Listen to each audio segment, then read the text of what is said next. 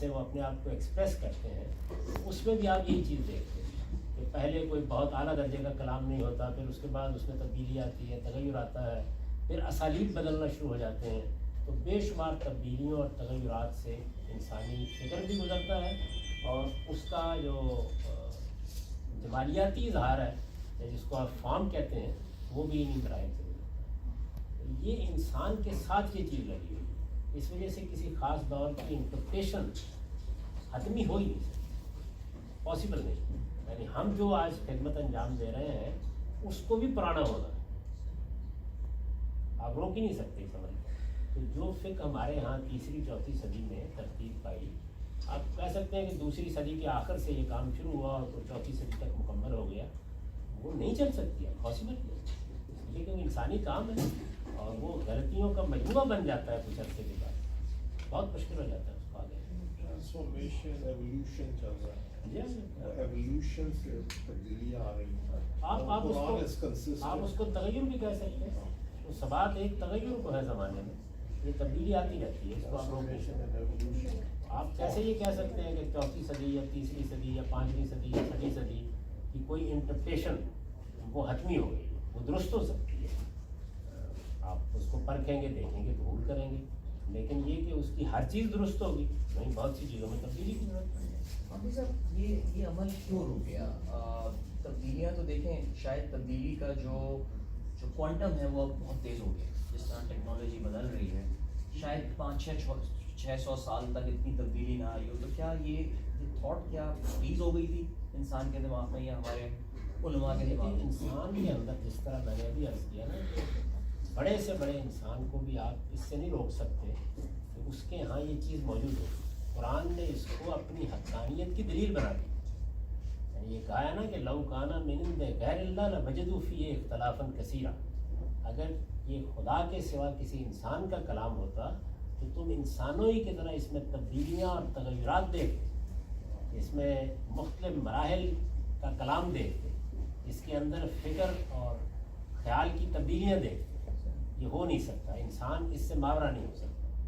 تو اب ظاہر ہے کہ یہ جب انسان اس سے ماورا نہیں ہوتا تو ایک دوسری چیز بھی انسان کی جبلت میں پائی جاتی ہے، وہ یہ کہ جس وقت ایک اسٹرکچر بن جاتا ہے تو وہ اس کے ساتھ عصبیت وابستہ کر لیتا ہے.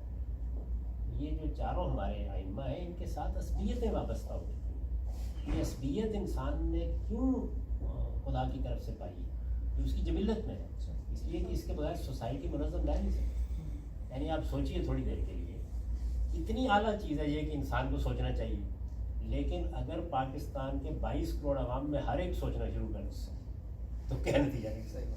تو اللہ تعالیٰ نے یہ دوسری چیز رکھی ہوئی ہے کہ انسانوں کی ایک بہت بڑی تعداد ایسی ہے جو ایک بار جب کسی فکر سے کسی شخصیت سے وابستگی پیدا کر لیتی ہے تو وہ آسانی سے کو نہیں چھوڑتی. یعنی اس میں آپ دلیل دیں، اس میں آپ تجزیہ کریں، وہ ٹکرا کے واپس آ جائیں.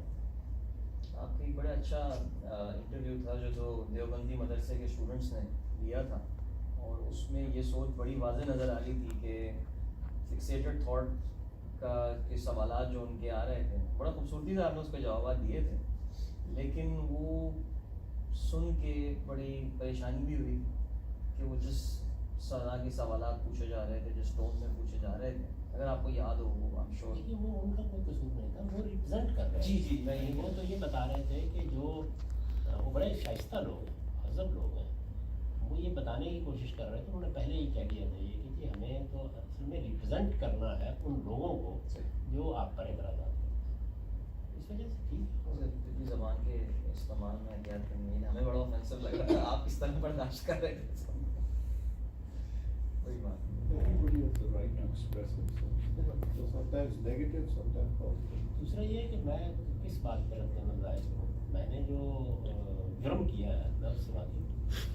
یعنی آپ جب ایک بنے ہوئے اسٹرکچر کو جس کے ساتھ کروڑوں لوگوں کی عصبیت وابستہ ہو جاتی ہے اس کو چیلنج کر دیتے ہیں اور پھر اس پورے فکر کی ریکنسٹرکشن کا کام کر کے فارغ ہو جاتے ہیں، میرا خیال ہے رد عمل اس سے زیادہ شدید ہونا چاہیے.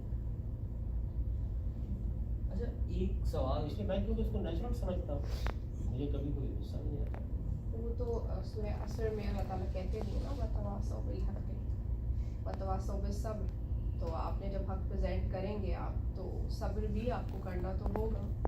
आई मीन मैं कोई अपने आप को ये कराने का सीन नहीं पेश करता कि मैंने बहुत सब्र किया है। असल में बात यह है कि मेरा ये शऊर कि मैं जो काम किया है वो वाक़ईतन ऐसा है कि उसका यही है, इससे ज़्यादा रद्दमल होना चाहिए, बिल्कुल वो मुझे काम कर देता है।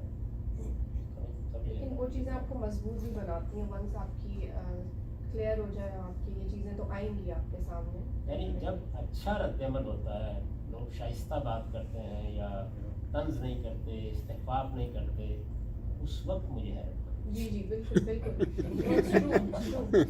क्योंकि हम जो करने निकले उसमें तो ये करना आएगा। तो वही होना चाहिए। हाँ एग्जैक्टली। आपने वो इस normal सिलसिले है। में बयान किया था अपने इंटरव्यू में ये अंदाज़े गुफ्तगू के बारे में, क्या आपने कहा था अंदाज़े गुफ्तगू हमारे डेवलप होनी चाहिए। दो तीन चीज़ें हैं जिसकी असल में हमारा निज़ाम तालीम तरबियत नहीं देती। एक यही कि आपका अंदाज़े गुफ्तगू क्या हो, यानी आप इल्मी गुफ्तगू कैसे करें, अदबी गुफ्तगू कैसे करें, आप अपने मुखालिफिन के साथ कैसे बात करें, आप तनकीद किस तरह करें, इसकी कोई बड़ी तरबियत नहीं ना हमारे निज़ाम तालीम। दूसरी ये है कि हमारे वक्त तहकीक जस्तजू इसको डिस्करेज किया जाता है। हमारा पूरा मजहबी निज़ाम तालीम वो उसी असबियत को पैदा करता है, इसका मैंने जिक्र किया आपसे, वो उस असबियत के दलाइल देता है, उस असबियत को दीन की हिफाजत से ताबीर करता है। तो उसके नतीजे में जो आदमी वहाँ से पढ़ के निकलता है वो एक ख़ास तरह की दिली असबियत तो खुदा से लेके आया होता है, वो इल्मी असबियत में तब्दील होती है। उसको फिर चैलेंज करना बहुत मुश्किल होता है। वेस्ट में कहते हैं आर्ट ऑफ द कॉन्वर्सेशन, कि आप how you listen and how you speak, this is an art that needs to मैं बी तो हमेशा मास्टर्ड। इसलिए लोगों से कहता हूँ कि आप इल्म को, तहकीक को मगरब और मशरक़ में तकसीम में करें। ये इंसानियत का सफ़र है, तो इस वजह से मगरब में जो कुछ डेवलप हुआ है वो भी हमारी मीरास है इंसान होने की हैसियत से। मशरक़ में अगर कोई नई चीज़ पैदा होती है तो वो भी पूरी इंसानियत की मीरास है, तो इसको ऐसे ही लेना चाहिए। ये जो मगरब मशरक़ की तकसीम है उलूम में, अफ़कार में, ये मैं इसको बजाय ख़ुद उसी बीमारी की अलामत समझता हूँ जिसको मैंने असबियत से ताबीर की। रसूलुल्लाह सल्लल्लाहु अलैहि वसल्लम ने तो ज़्यादा सख्त लफ्ज़ इस्तेमाल किया, दावल जाहिलिया, यानी ये असबियत जाहिलियत होती है लेकिन ये होती है।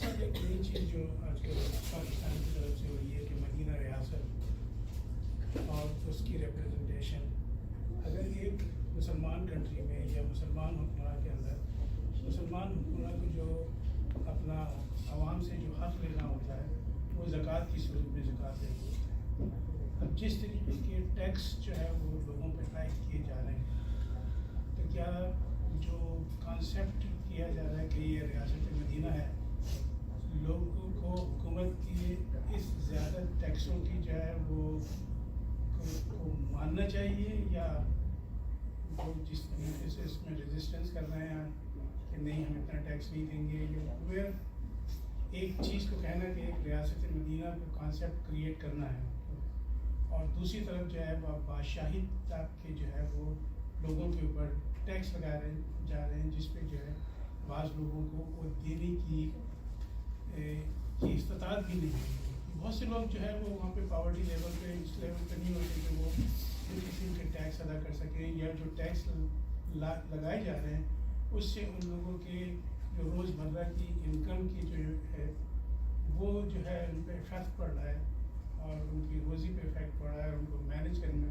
तो वो ये चीज़ जो है वो क्या क्यों तसाद, अगर जो लोग कह रहे हैं कि हम मदीना रियासत बनाना चाहते हैं, क्या उनको ये इल्म नहीं है कि हमारा ऐसे हुकूमत हुक्मरान हमारा आवाम के ऊपर ये हाथ है?